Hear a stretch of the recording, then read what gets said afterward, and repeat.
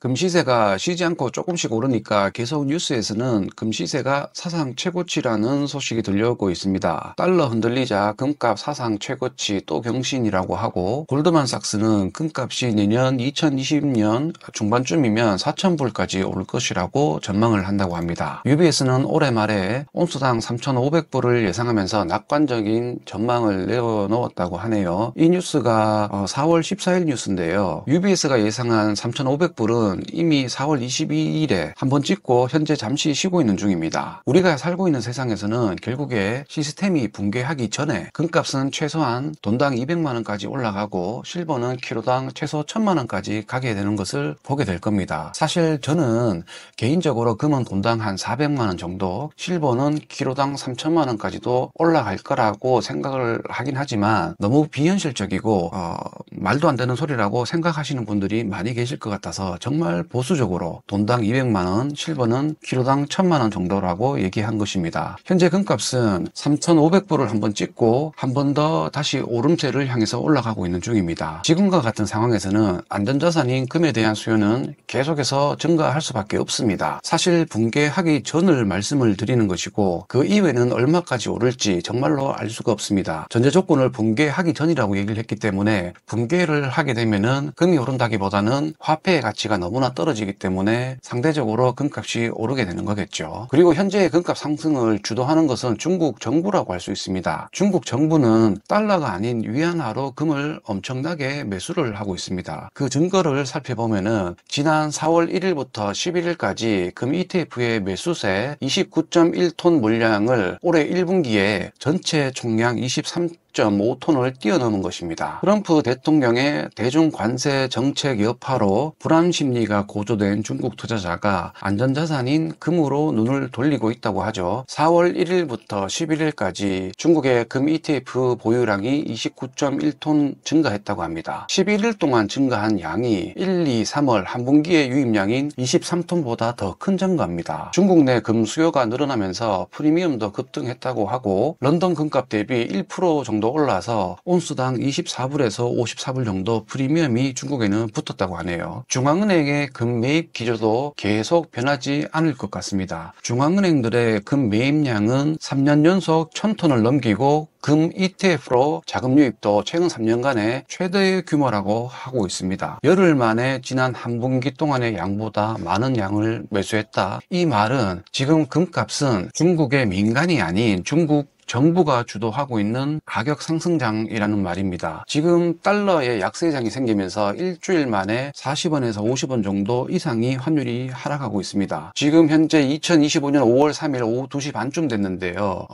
환율이 1,400원이 깨지고 1,392원까지 갔다가 현재는 1,397원 정도 됩니다. 원화 가치의 강세장이 이렇게 펼쳐지고, 비록 환율 하락으로 금값의 상승폭은 조금 가라앉을 것 같긴 하지만, 이건 제가 개인적으로 생각을 할 때 일시적인 움직임에 불과하며, 실제 미국에서 경제나 금융의 불안감이 확장이 된다면은 달러 수요가 몰리면서 원화의 환율은 미친 듯이 다시 올라가게 되지 않을까 생각을 합니다. 올라갈 수밖에 없을 겁니다. 그러면은 귀금속의 가격 상승과 함께 귀금속의 가격 상승의 속도는 원화 표시로 더욱 높게 올라가게 되는 거겠죠. 거기다가 만일에 중국이 미국 트럼프의 관세 정책에 대응을 해가지고 위안화의 가치를 평가절하를 한다면은 위안화의 가치를 떨어뜨리는 거니까 위안화의 환율은 미국 달러 대비 상승하는 거겠죠. 환율이. 한국도 원화 가치를 하락시키는 선택을 해야 할 겁니다. 미국 달러 대비 한국의 원화가 환율이 상승하는 거겠죠. 안 그러면은 한국산 제품들의 가격 경쟁력이 약화되기 때문에 수출이 쉽게 되지 않을 테니까요. 중국이 미국 관세 대응을 위해서 위안화를 평가절하하면은 한국 원화와 채권의